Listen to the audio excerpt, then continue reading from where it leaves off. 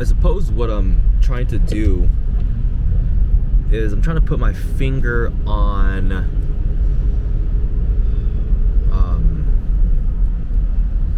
this is very like abstract shit, man. This is very deep shit.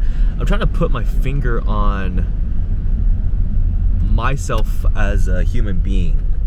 That's what I'm trying to do. I'm trying to put my finger on a phrase that encompasses who I am, so I can be who I am, so I can be more intentional about who I am, so that I can give my best gift and work to the world. Whatever that is, I don't know. I have a general idea, and I think it's going to evolve over time. And I feel that I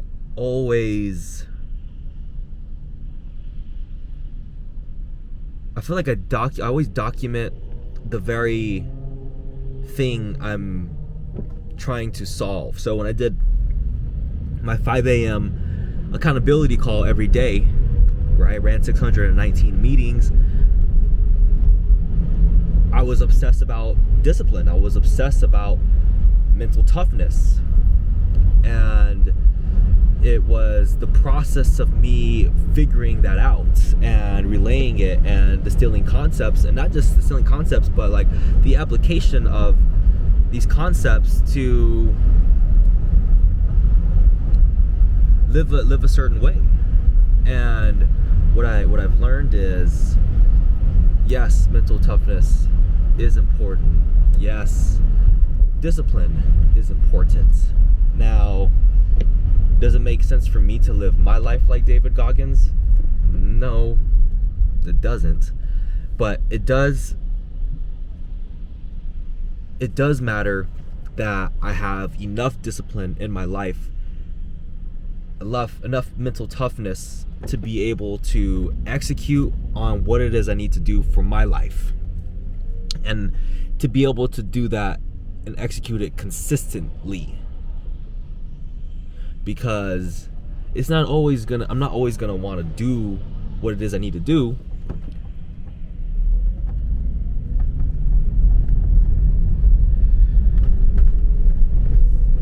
But having that discipline in place is very important, right?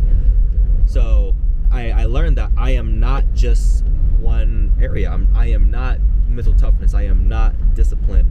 And I was finding my way in the world, man. I was in my early to mid 20s.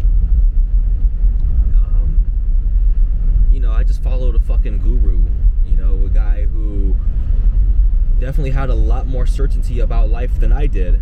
And I felt like this person had the answers. I felt like just the way this individual communicated was like, oh shit, like this person has the answers in terms of like what makes a good life, right? In terms of, seems like he has the money thing handled, seems like he has the freedom thing handled, seems like he has the money thing handled, seems like he has like the certainty thing handled. And it's like, yeah, fuck yeah, dude, I want that for myself too. But the thing is, it's like, when I had to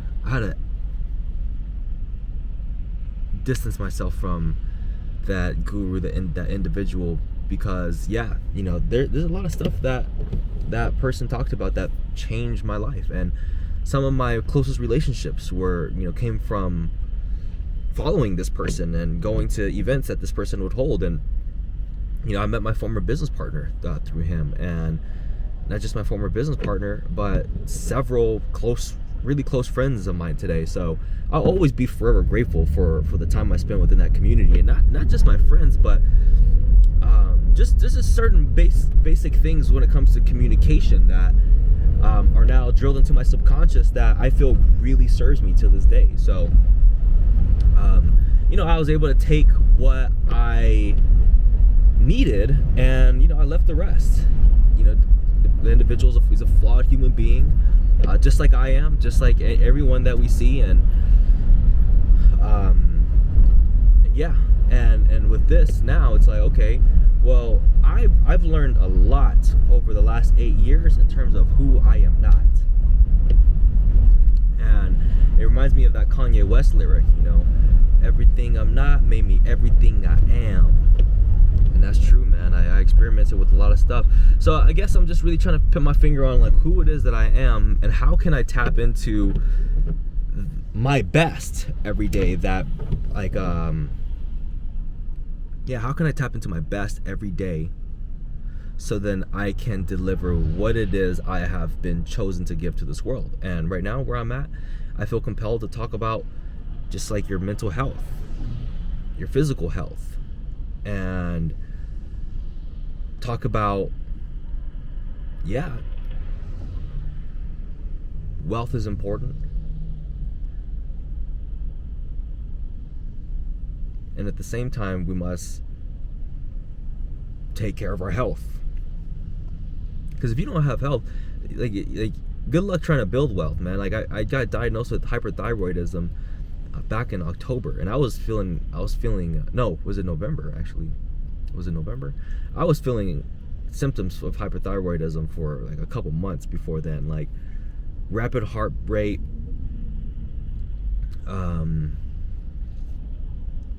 tremors, bulging eyes, and my greatest like weapon to life was just the discipline to just push through some shit. And then when you lose that, you're like, oh wow, like I didn't realize how important health was. And you start to realize just little things. This yoga practice has really brought on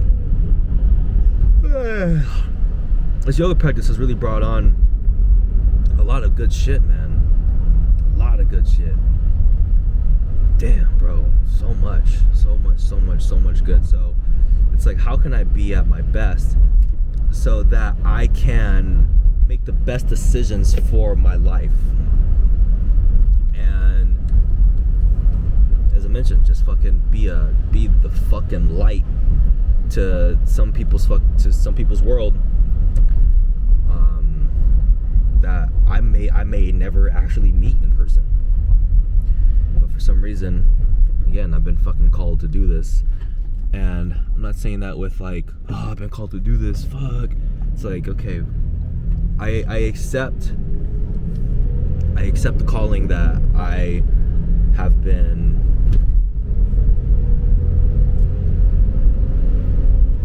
engulfed in. I don't know what the word to use there would be. Called forth, I don't know. I have no idea, to be honest with you. So anyway, and I'm still trying to figure it out, right? Like, this whole process is confusing, or just like I'm working things out. I'm like figuring things out. I'm thinking things through, and at the same time, I'm working on also letting go and letting my subconscious guide me, and let myself be put in the best position possible for flow. There we go. That's what the fuck I was looking for. See that? That was a whole creative process to get to an answer. Flow. Where things are at ease and you are in the zone. How can I live in a way that helps me best be put in a position of flow to be able to give my greatest gifts to this earth? Damn! Woo! That's good. Damn! Let's go, baby. Let's go. All right. Get some. Feel good, nigga. I'm almost home too. That has nothing to do with anything, but I'm almost home. Okay. Bam. So yeah, I'm trying to put my finger on what brings me flow so that I can be my best, so that I can give this gift to the world, whatever the fuck has been called forth for me. Bam. Okay. Yeah, I like that. Sounds good. All right, that's it. Don't forget to like and subscribe. Appreciate you, my nigga.